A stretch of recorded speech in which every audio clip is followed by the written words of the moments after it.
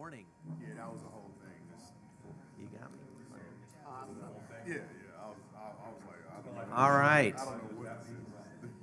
It is 8:30 a.m. on March 10th, and we're going to call this council retreat to order. We do have, I can't, it's not enough coffee. We do have a quorum. Wanted to just a few small housekeeping items for those of us who are mic'd. You might want to move that mic a little bit closer. These are a little less sensitive than the ones we have in council chambers, so make sure you talk into it. That goes for our presenters. We do have some presenting spaces over here to my right, so staff has set that up, so if you have a presentation and want to drive it from that side, that's fine. We also have a mobile microphone for anybody who wants to talk to the center of the room, so appreciate that. The restrooms are out the door and downstairs, so if you need the facilities, head that way. Exits, of course, are the lovely green signs, and we've got an exit right there, so that'll be great. I will plan to have a break around 10:15, but please grab some food. Just make sure you crinkle all the plastic back there and not right up here near the mics. And I think that's all I have for housekeeping. I do want to welcome up the Mayor Pro Tem of McKinney, Mr. Rainey Rogers, and he's here to introduce us. And Rainey, thank you so much for your hosting. We really appreciate it. And floor is yours, sir. Well, thank you. It's great to have y'all here. I remember I grew up in McKinney, and I remember going down 121 and seeing the big fighting farmers. Don't go there. Don't go there right now. We're working on it. Water tower there. You went there. But anyway, I just really introduce you to downtown. We've seen massive growth in the downtown area. Downtown is home to 125 small businesses, and in the last 7 years, which from 16 to 22, we've seen a 60% increase in our sales tax in downtown, and over a 250% increase in our downtown taxable values, going from about 80 million to 225 million dollars. The problem with this is I didn't buy any real estate, and that would have been a great investment.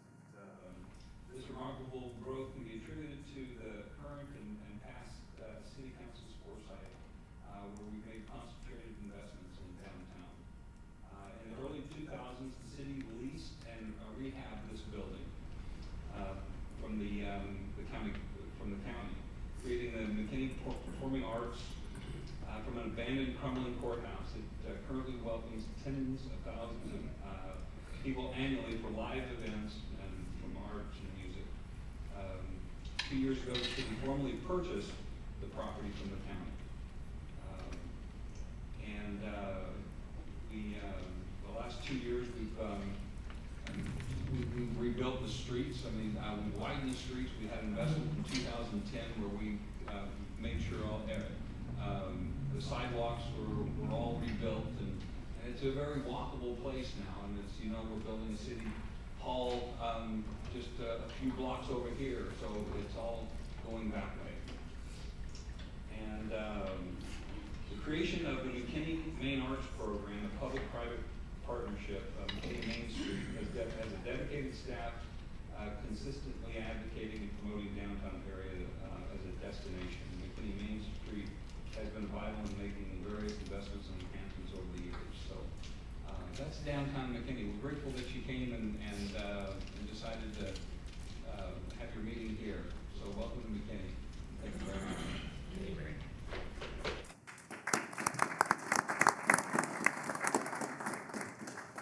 We also have McKinney's city manager to give us a little bit more of welcome and introduce us to some folks that are here today. Well, good morning, everybody. My name is Paul Grimes, city manager of McKinney. Welcome, city council staff. We've got a great team out here. I can see. I walked in. I said, "These aren't McKinney people. I don't recognize them," but I smelled the food and the coffee, so I felt at home. Anyway, welcome here. As Mayor Pro Tem Rogers pointed out, downtown McKinney is a gem. We're very proud of it. You have a beautiful downtown of your own. We came to Lewisville actually as we were looking for examples and models for city halls. We came to Lewisville during COVID, so it was kind of quiet at that time, but we came as architects and looked at how you have City Hall laying alongside your historic area, and so we could try to gain some insight and vocabulary, so to speak, in terms of our own design of City Hall. So I know you've got a big program today. I wish you a fruitful discussion. We just had our goal setting meeting, our first one on February 17th. We have a follow-up meeting. We're doing our prioritization session. We split them. That's coming up next Friday. And then we will be off to the races with respect to the budget. So staff needs to know what your priorities are so they can make a budget. And I presume that's the same thing with all of you. This building right here, historic impact, the McKinney Performing Arts Center, wasn't always a performing arts center, right? It was a courtroom. The famous or infamous Candy Montgomery trial. Anybody remember that? I don't, because I wasn't even living in Texas at the time. I was a kid. But 1980, the trial was right here in this upstairs, I guess, in the courtroom. So kind of a really interesting old building. We're very proud of it. We hold lots of events. It's a little noisy, right? The floors, you can't sneak in and out of here. When somebody has to go to the restroom, everybody's going to know about it. So unfortunately, that's just the way this building is. But that's also part of the charm. But in any event, I wish you all the best. If there's anything you need, please let me know. Give me a shout or whatever, and we'll make sure we have somebody here to help you out. But in the meantime, have a great day. Enjoy your planning session, and strategize away. See you all. Thanks so much.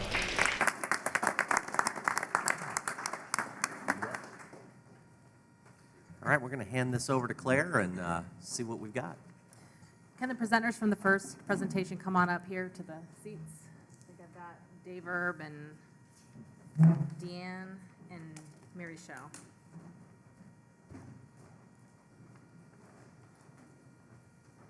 So welcome to our 2023 Council Retreat. You guys will see a trend throughout this is really tying up some of the requests that you guys had for some additional information. So you're going to see throughout the day items related to homestead exemption information, drainage fee exemption information, our feasibility study for the Grand Theater expansion, Old Town. These are all large projects that you guys have asked for additional information on. But also you're going to see a trend of trends. So today you're going to hear a lot about things that are kind of cutting edge. It may be the economics for the next upcoming year of our city, or it may be later on you're going to hear about just general municipal trends from each department, really with the idea of we need to, for y'all to think strategically, you need to see kind of not just this next year, but future years ahead. So I'm excited about this, and I'm going to hand it off to, I believe, Deanne starting off. Good morning, Mayor and Council. My name is Deanne Tompkins, and I'm the budget manager for the city. This morning, we're going to start with a review of the economic health of the city, and also we're going to talk about our budget calendar. So what we're going to start with is the overall review of the financial outlook. As we're starting our budget process for fiscal year 2024, Dave and I are going to go over the finance portion. Mary Shell is going to go over the economic development portion, and then Tad will review the human resources portion this afternoon. What this slide shows you is our fiscal years 2019 through 2023. If you look at the fourth column from the left, we have our FY 2022 actuals. You can see on this slide that we ended fiscal year 2022 5.5% or $2.2 million higher than the actuals for fiscal year 21. For fiscal year 23, our actuals are actually currently trending 1% over our FY 22 actuals for the same time period. What you're seeing, though, is we are excluding the $5 million reduction related to the pending legislative changes. So that's why you see it being brought down to $39.1 million for fiscal year 23 projections.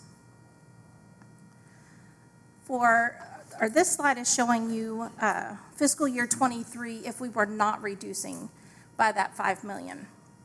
It does, however, include the reduction for Bed Bath & Beyond. The Bed Bath & Beyond reduction has gone from a what if to a known. And so therefore, we are seeing the impact of that reduction. With no changes in sales tax sourcing, so if the legislation does not go through, we would exceed the adopted budget by $6 million or 16.4%. And then that amount would then flow to fund balance. This next slide shows you what the average annual sales tax collections for the Bed Bath & Beyond Distribution Center. We averaged $1.8 million per year over the last 3 years. Because of the nature, thank you, because of the nature of the business for Bed Bath & Beyond's Distribution Center, they were anticipated to be impacted by the sourcing versus destination sales tax legislation. So the $1.8 million impact was already included in the progression that we've been reducing the sales tax projections by. It's just going from what if, and now we know that, in fact, we are going to experience that. This slide here shows you the progression, and this is how we've been preparing for potential legislation.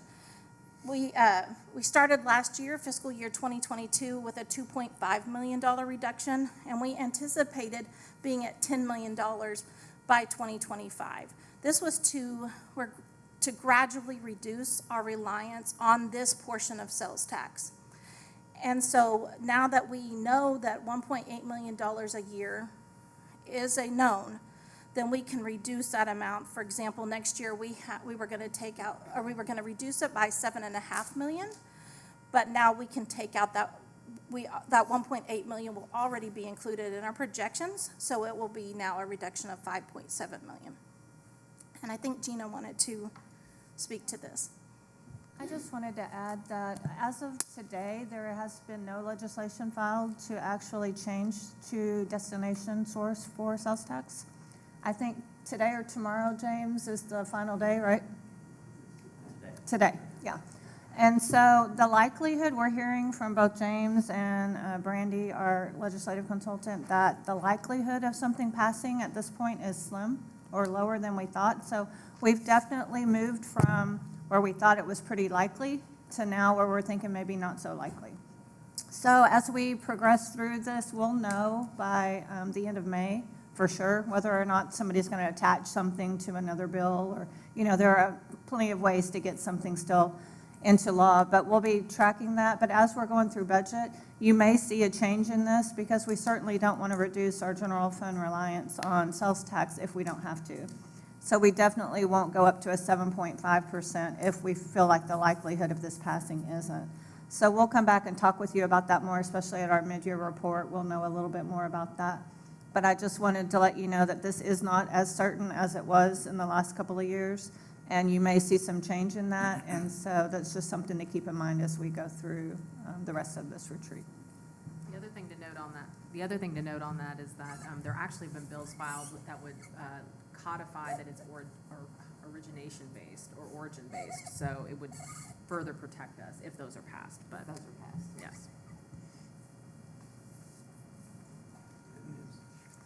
This slide is showing you our building permit information for fiscal years 2019 to 2023. We had an increase of 1.9 million from fiscal year 21 to fiscal year 2022. This was primarily related to the annexation of Castle Hills and large developments such as the Realm and the residential phase 10. For fiscal year 23, we are projected to end the year with an increase of 190,000 or 17.1% over the adopted budget. Just a reminder that building permits are projected based on actual projects in the queue. So this this will probably be brought to you at mid-year with a marginal increase, and this is just based on experience that we know there's probably going to be a slight increase between now and mid-year.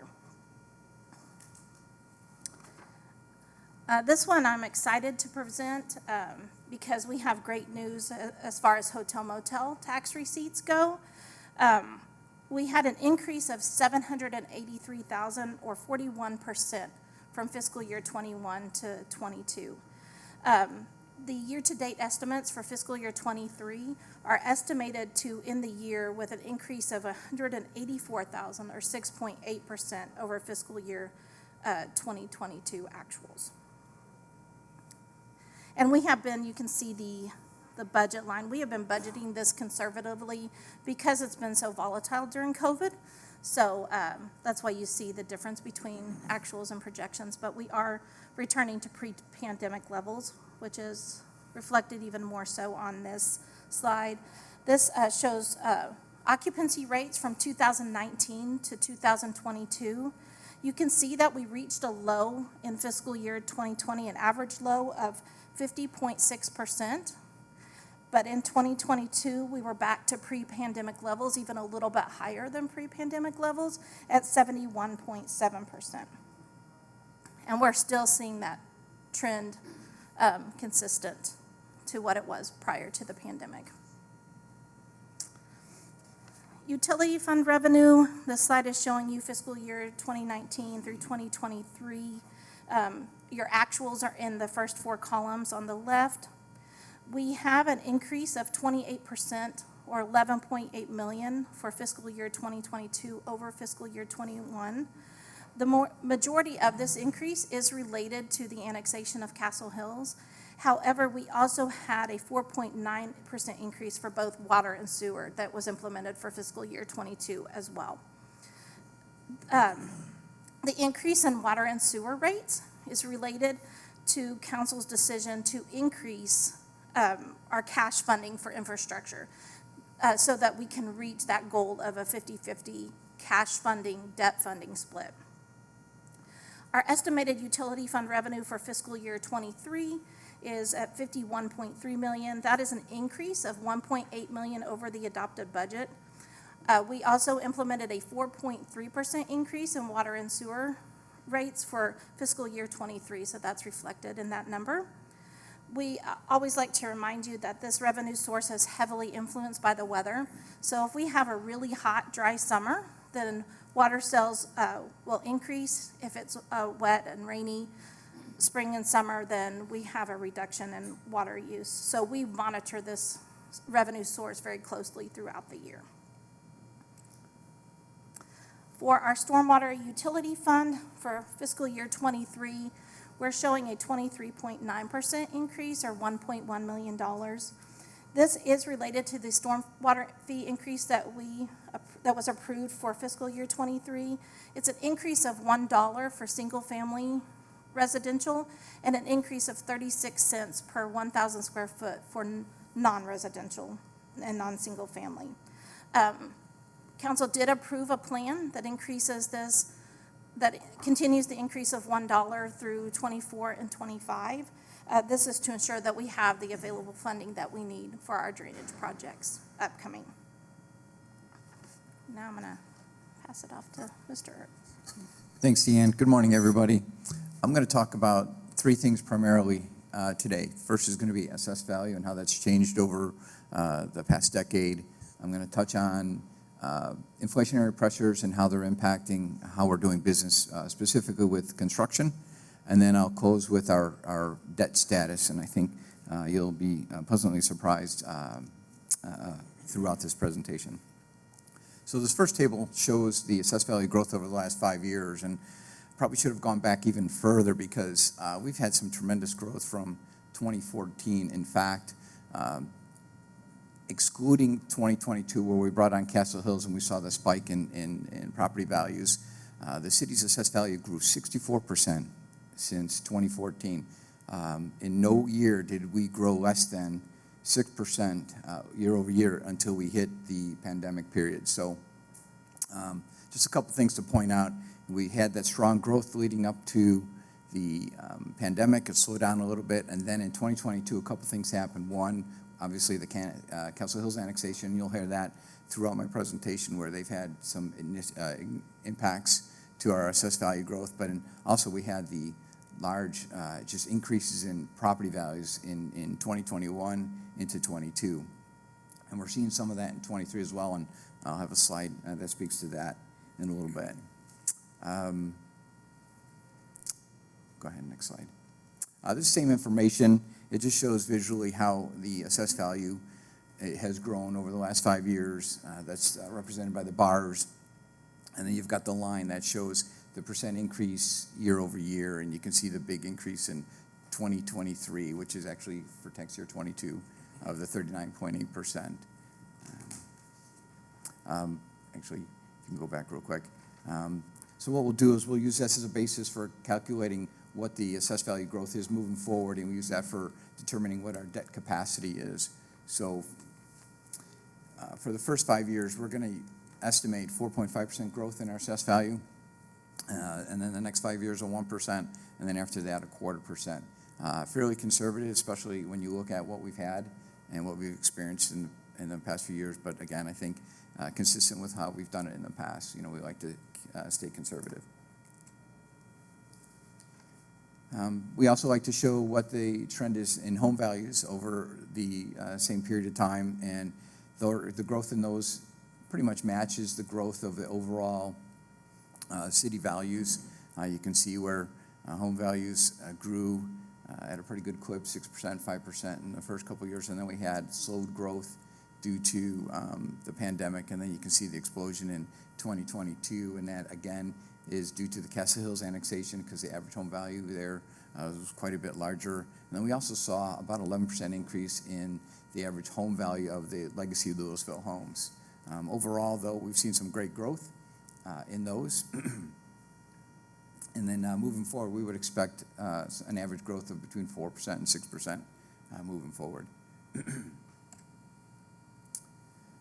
We like to show how our values change year over year, and this shows the total property valuations of the city from the 2021 valuation to the 2022. Those are the tax years. The green bars show the major categories of the categories. So we've got the single family, multifamily, commercial, industrial, and then business personal property. That first section, the first 3 or 4 columns there shows the approved, under review, and total values, and then the percent increase of the total. And I think I just would like you to take a look at that. The percent of single family of the total for 2021 was 35%, 17% for the multifamily, commercial, industrial were a little over 22%, and then business personal property was 15%. You can see with the 2022 numbers, which includes Castle Hills, those numbers change quite significantly. First, the single-family percentage of the total allocation went up from 35% to 43% of the total. While we saw increases in all the other categories, the increase to the single-family was much greater. So in spite of that, you saw a decrease in the percentage allocation for some of the other categories. So for instance, the multifamily went from 17% to 16% of the total. I think at one time we had a concern that maybe we had too much of the property that represented by single-family homes, and we still want to keep an eye on that. But I think based on the categories of the value that were brought on from Castle Hills, it was predominantly single-family residential. So I don't think we're going to get away from that, and I think with the additional development, we'll probably see some growth, more growth in the multifamily, in the commercial and industrial, but I think we're still going to continue to have a high percentage of single-family values moving forward. And this is just a graphical or chart representing the same information you saw on the previous page, and it might be a little bit easier if you just take a look at the bar charts. You can see the different categories between single and multifamily, commercial, business personal property, and other. And you can see we're fairly diversified in 2021. We're still diversified in 22, a little bit more heavily weighted to the single family, but we still have a pretty good balance of these property categories.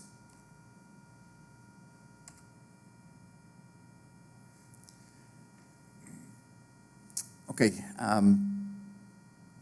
just a couple indicators to give you a flavor of what's happening in the economy and how it might impact the city of Lewisville. Unemployment is probably at its low in the last 40 years. down to about 3.5%. The Fed believes that full employment for an economy is 4%, so we're well below that. Interesting tidbit, state of Texas is ranked the 9th largest economy among the nations throughout the world, even greater than Canada, Korea, Russia, and Australia, so which is pretty remarkable. And I think being part of the Dallas Metroplex and the state in general, I think that helps buoy up the economics of the city of Lewisville. So we're in a great place, and I think we've got a lot of things in place to take advantage of that. Sales tax for December, and this is the most recent information that we had at the time that this was prepared, was up 10.5%. We're seeing continued growth, not to this extent, but we're continuing to see growth in our sales tax.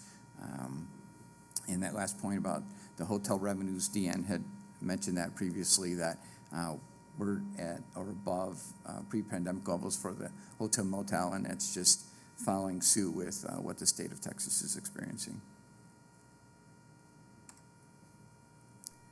Okay, so we're going to talk a little bit about inflationary pressures and the impacts to construction. While inflation has cooled over the last 7 or 8 months, there's still that higher than, and then the inflation rate is higher than what the Fed would like it to be. For the month of January, the CPI did decrease by 0.5% to 6.4%. Again, that's still much higher than what the target rate, which is 2%. At the Fed meetings in February, this is a quote from Chair Powell, and he talks to the fact that it will take time for inflation to come down and require future rate hikes. At that time, the thought was that there would be two additional rate hikes at 25 basis points each. Well, 30 days later, we've got something quite different than that. His most recent quote speaks to the latest economic data has come in stronger than expected, which suggests that the ultimate level of interest rates is likely to be higher than previously anticipated. So where they thought that the Fed rate would end up at around 5.1%, now they're thinking that it's going to be a little bit higher at about 5.5 to 5.75. So in March, when they next are expected to raise the Fed rate, we're probably looking at a 0.5% increase at that time. This has a trickle-down effect to the impacts to construction costs, not only the inflation, but also the labor shortages. Right now, there's approximately 11.5 million positions or jobs open, which is about 2 times more than the people that are looking for jobs. So again, similar to what we're experiencing here with the city, the subcontractors that are performing the work are also having to deal with that, and which is causing a upward pressure on the labor cost for that. Other price escalators include the cost of materials for doing the construction projects, and that last bullet point that speaks to oil being at $80 a barrel. Most recently, it's at about 85, 86. So again, we're seeing upward pressure in all the commodities that are going to be needed for construction. Additionally, the thinking had been that we would be entering into a recession at some point during the year. Well, that hasn't proven out yet. There continues to be the inflation growth, the demand for products. It doesn't appear to be a slowing of the economy at this time. In fact, some of the banks are changing the likelihood of their recession from what they had thought previously. General consensus is that these factors will keep construction costs at about 9.9% a month through the end of the year. We had been experienced probably 1%, 1.1% previously. So it is down slightly, but we're still seeing that inflation in construction costs. And never say never. At some point there may be a downturn in the economy, but at least initially it doesn't appear to be the case. Bond ratings. Our bond rating status remains strong. Our last rating analysis was done in April of 2022 when we issued bonds. At that time, we issued debt for the public safety complex, streets and parks, and we also did revenue bonds for public utility improvements. At that time, we were assigned a AAA rating for both the S&P and Fitch rating agencies.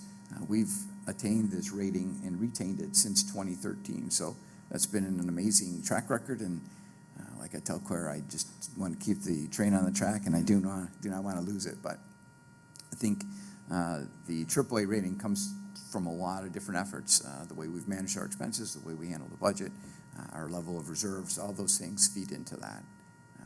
As like I said before, the AAA rating applies to both the general obligation and the utility bond, utility revenue bonds. And again, this AAA rating is a primary factor leading to the cost, or the interest cost of the bonds. Last year, we issued bonds at 3.5 for general obligation and 3.3 for the utility bonds, which is still very low historically for issuing debt. These bond ratings are also forward-looking, so if you're worried about it, if it's a point in time that we're issuing the debt that they're evaluating us, that's not the case. They look forward into the future, and they determine additional debt considerations that we have. And we actually have a few. We have the last tranche of the 2015 bonds that we're going to be issuing starting next month. We're going to have that second half of the public safety bonds that were approved in 2021. And then we've got the blue ribbon consideration. And we've made the rating agencies aware that there's going to be likelihood another bond election coming up. So even considering all those additional debt, they're still seeing that the city of Lewisville is worthy of a AAA rating. And these are just some of the comments that were pulled from the reports that came from S&P and Fitch, and I think they're consistent with how we've done business in the past, and you've seen these strong anticipated economic growth. Being part of the Dallas Metroplex helps that. Strong financial performance. We've got some great procedures in place for managing the budget. We've got strong reserves and financial policies and procedures in place, and similar ratings drivers from Fitch. That's it. All right, good morning. So I'm going to take over and talk about some economic trends. So the first thing we'll talk about is rent rates. So last year we talked about how rent rates went up by about 20%. And what we're seeing now is that the year-to-year growth isn't anticipated to be so high again in the future. Year-to-year, it seems to be about 2.5% growth each year. However, Lewisville is still ranking below other northern suburban markets as well. So trends in office space. So back in, this quarter, we're almost at about 80% occupied, and it seems that it's going to increase slightly, but over the next coming years, we're going to be right around that 80%. Of the 20% vacancy, the largest one would be the former Chase building on Lake Vista. That's approximately 240,000 square feet. So before COVID, it fluctuated some between 83 and 93, 94%. Right before COVID, we were about at 90%. So we're not too far off from where we were prior to the pandemic, but it seemed to trend around 80% in the coming years as well. So I'm going to talk about retail and industrial. So if you've been hearing that the retail or industrial space is vacant, our numbers are showing quite the opposite. So we're showing that for retail, we're going to be relatively flat around 93, 94%. And as well as for industrial, we're going to be just a little bit higher, between 94 and 96% over the coming years. So we're very excited about that. The Bed Bath & Beyond closure will have an impact. It's about roughly 800,000 square feet. But we've talked to the owners. They anticipate being able to fill that space, especially with this level of occupancy rate that we have in our city. So it's just more so a matter of time. And over the next coming years, the ACE property will come online. It's roughly about 10 buildings, and it's going to be roughly 2.5 million square feet in total. But that's going to be down the line, and that's going to come online probably in phases. But again, with our occupancy rate, we think that they're not going to have much issues filling that space. I did want to point out that, for all the online chatter that we don't have filled industrial, we do have filled industrial. 94 to 96%. So income levels. So we're at roughly about 78,000 for median income. The top three ranges of income are between 50,000 and 150,000. And most of the funds that per household are spent is mainly on health care. That's usually for just health insurance and medical care in general. But then we love our entertainment and we love to shop, apparently.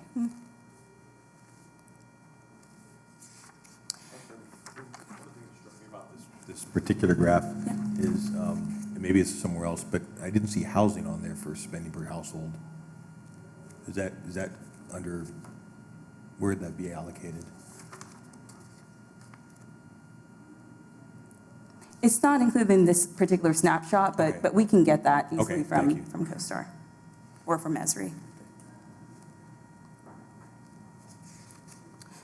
So talking about our daytime population, so you'll see that it states that our population is at 133,000, which is just slightly higher than what you're used to seeing, but that's just because of the different sources that we pull the information from. I believe with the COG, I think it says 132. So this source is from Esri, and we're about 133,000. And our daytime population is actually not too far off from that at 123,000. So although people may be going out to work or to do other things, we have lots of people coming in as well. And total jobs in Lewisville. So you can see the vast majority of our jobs are white-collar jobs, and the top three industries would be sales, office, and management.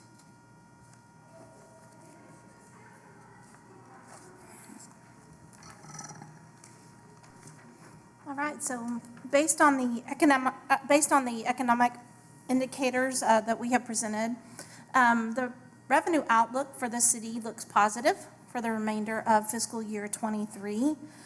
We will continue to closely monitor inflation and how it impacts costs, and also interest rates and how it's going to impact our borrowing power. Now into our budget calendar discussion. During last year's council retreat, you may remember that we received direction to bring the budget calendar to you annually to determine if you want to include the option for an election. The budget calendar is based on state law, and we also look at regularly scheduled city council meetings when we're creating this calendar. State law requires different dates depending on whether or not we're calling for an election. And we do have to call for an election if we are increasing our property taxes more than 3% above the effective tax rate. So this calendar reflects what the budget this slide reflects what the budget calendar would look like if we had an election. As you can see on this slide, we don't have anything in September, because we have to have everything done by August 21st to call for an election. The national election this year is on November 7th. So to be able to call for an election if needed, we have to have everything in by August 21st. While having everything compressed is not ideal, the major issue with this, when we have to call for an election, is that we have to give you our budget document, our preliminary budget document, before we even verify or certify tax rolls. So what we're giving you is just based on estimates, on our estimates, and so it's really not complete. This slide shows you what it looks like with no election. As you can see, we can go out to September 18th. And I should have mentioned on the previous slide, we are required to give you the budget document by a certain date based on law. So that's why we have to give it to you prior to receiving tax rolls if we have an election. This one shows no election. You can see that we can go out through September, and also we can give you the preliminary budget after we've received tax rolls and after we verified those with the county. there is definitely an increased certainty with this calendar. So as of right now, our recommendation is to proceed without the option of an election for fiscal year '24. So Mayor and Council, we are just asking for discussion from council members to see if there's, what your thoughts are on moving forward with this recommendation, and we will build our budget calendar accordingly. I have a thought. I think for me, the biggest issue becomes, can you hear me? Yes. Okay. If we go with the election option, we have to adopt a budget before we even know what our tax rate is. Right. So that's really iffy to me. That causes a lot more work for staff as well, because essentially you'd have to prepare 2 budgets, right? Right. So I recommend going the no election route for that reason. I definitely agree. Work smart, not hard. Yep, yeah. So it looks like we've got some general consensus around that idea. Great story. First of all, thank you so much for the story and the context. I was leaned over to Claire and said, well, I knew we had lots of retail space, didn't know we had, top in the Metroplex, and that it's that 93 to 96% full. Those are great stories. We should be really proud of the diversity. And we talk about that retail space. It's all throughout the city, which helps us to achieve some of our walkability and multimodal goals. So giving us some flexibility and giving staff the opportunity to be really creative in how the rest of the city fills out. So thank you for that. It's fun to be proud. We should definitely tout what we're doing here. With that, if there's no other discussion. I had just a quick, depending on how the rest of the retreat goes, there are some fairly costly items coming up. In fact, some that might affect your tax rate. Okay. And so depending on those discussions, we may want to revisit this election calendar again at the end, or even later on, maybe mid-year, or so you may see that come back just depending on how. Depending on how that shakes out? Yeah. Okay. Gina, do you think that's something that'll be later in the year, or do you think that's something that may come up in discussion later during the retreat? I think probably later in the year. Okay. I think we'll get your kind of direction and see what other questions y'all have, what other follow-up you have, and then we can probably end up having to come back at another time to discuss it if you vote to kind of Yeah, we won't do any change some voting major today. things. But yeah, we can. Okay, super. Thank you, Gina. Mayor, I have a couple questions I was holding till the end here. So I am curious, when we talk about single-family households, do we know how much of that is people renting their households versus how many is owner-occupied? I'm just curious about that number. So I don't think we have that in that presentation, but I think that was in a prior presentation that Chris McGinn had provided, but we can send you that information again. Okay. Even just rough numbers, because that's going to impact my thought process around homestead when we get to that as well. And then the other question I have is, looking back on slide 28, to see almost 70% white collar, that's great numbers. I'm curious, is this full-time workforce or all workforce? And I ask the question because my understanding, at least from a couple years ago, is Walmart was one of the major employers in Lewisville, which would not be what I would consider to be white collar work. I believe that it's all workforce, Okay. but we can verify that. All right, thank you. All right. That's all I have. Patrick, I think that number was in the 30s for rental, and I know we're Okay. working That's towards. good enough, just a Okay. pure Yeah, little. I know we're working towards the housing study, which will give us a really Awesome. dialed in. I was looking for general direction. I have it. So Chris McGinn just mouthed that it's 22%. Okay, thank Oh, you so much. lower than I remembered. Okay, Awesome. great. Thank you. So, One more quick question. I saw on one of the slides earlier, there was a grouping for business personal property. I'm not familiar with that term. What is that? So that's going to be the value of property that's not attached to the physical premise, or it could be equipment, it could be the furniture, fixture, and equipment that's included with that they include that value in. Okay, You literally have to count your pens and paper pads. okay. Awesome. Yeah, state of Texas has an interesting Yeah. tax there. Okay. Which is why they're talking about it at the state legislature level as a way to perform some tax relief. Okay, that's all I have, thank you. Other questions? Good stuff.